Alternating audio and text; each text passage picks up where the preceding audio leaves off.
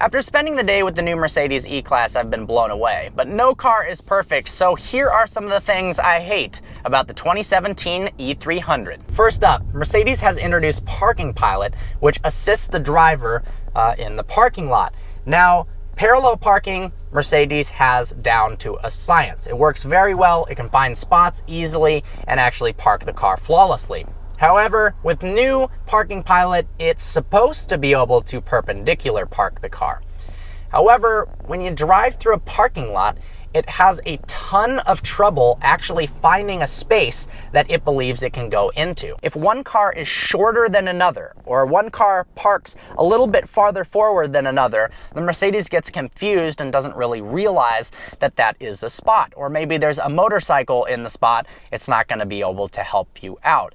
So, is it really all that useful in a perfect setup scenario? Sure it is, but the amount of times that that's actually going to happen is probably slim.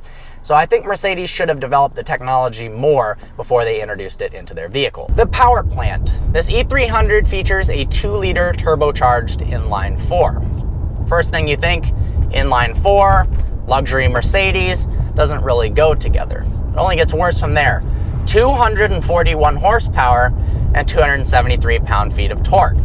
Low to mid 200s range for horsepower in a as-equipped $60,000 car just doesn't really cut it. Cut it, cut it, cut it, cut it, cut it, cut it, cut it, cut it. I understand that it has to get good fuel economy, but 24 combined MPGs isn't really all that good.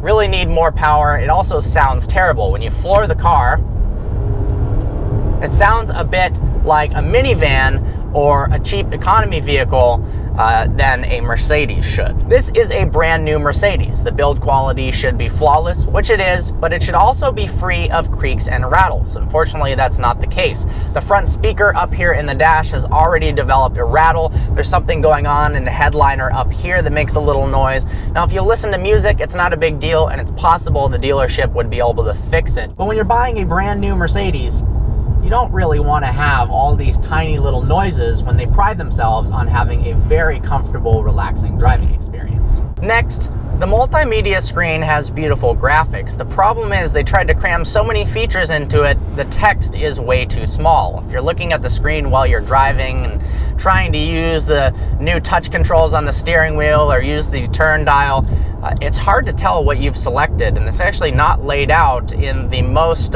user-friendly manner.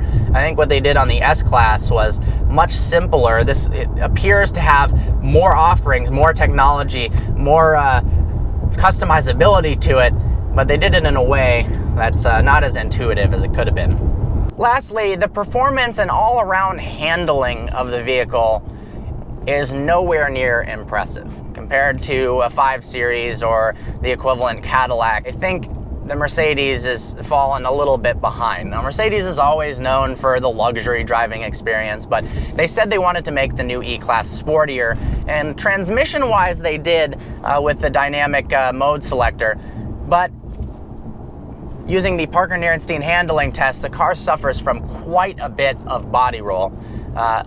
Too much, in my opinion. Well, that's it. This car is brilliant otherwise. I hope you enjoyed this review. Like always, please browse our channel and subscribe. I look forward to seeing you next video.